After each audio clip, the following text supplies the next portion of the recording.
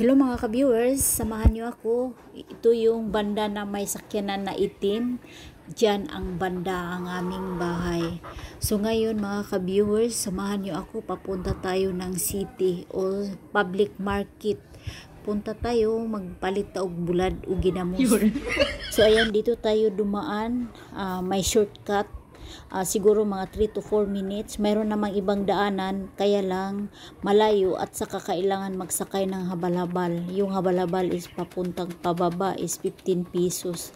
At saka pagdating mo sa baba, galing nagsakay ng habal-habal, magsakay ka rin ng motorila papuntang Carmen Market. So, nakatipid ka ng 1 ride pag dito tayo dumaan. Kasi doon 2 ride. So, ayan. Magic ba o mathematic? Relax ha. Agi ko. So, ayan. Ito mga ka-viewers. Malapit na tayo sa hagdanan na simentado. Siguro mga 100 steps but di ko sure. So, ayan. Kailangan lang natin dito is mag-ingat. So, ayan. Ito yun na masikip na hagdanan mga ka-viewers. Kailangan mag-ingat tayo dito, lalo na pag umuulan. Ay naku, slippery. Lalo na dito na may banda na may nasira na hagdanan na siminto. Nasira na siya at saka masikip talaga. Pag may nakatagbo ka na ibang dumadaan, kailangan ka magpadaplin muna.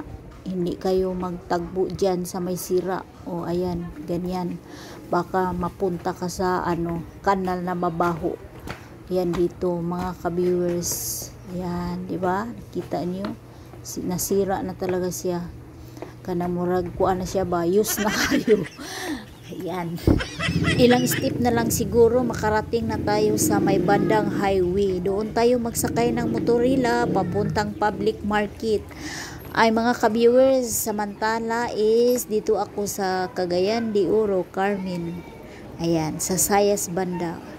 Sa hindi pa nakaila sa ako, ila-ila sa ta, ako si Mami Lily from Bohol originally at nandito na ako sa Cagayan. More than 30 years na ako dito. So ayan, ito ang daan namin mga ka-viewers. Yung area kasi namin is parang na-elevate o nasa bandang bukid na, pero malapit lang sa syudad.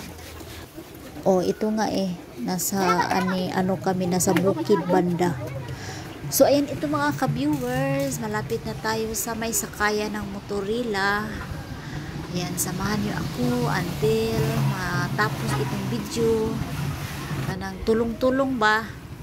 So, ayan makita nyo ang kalsada matubig, slippery.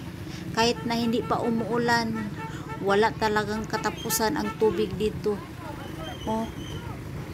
Kailan kaya ito maayos? Parang hindi na ito naayos, matagal na. So ayan, may nakita akong kapitbahay namin. Siguro pauwi na sila kasi 3 PM na ng hapon. So ayan mga ka-viewers, nakita ko na yung motorila nga nasakyan natin na parang yellow ang color, nasa unahan pa. So paraho na to karon. Ayan, ito na mga ka-viewers ang ating service na 10 pesos per head. Papuntang public market, Cagayan de Oro City. So ayan mga ka-viewers, so thank you for watching and bye-bye. Follow for more. God bless. Thank you.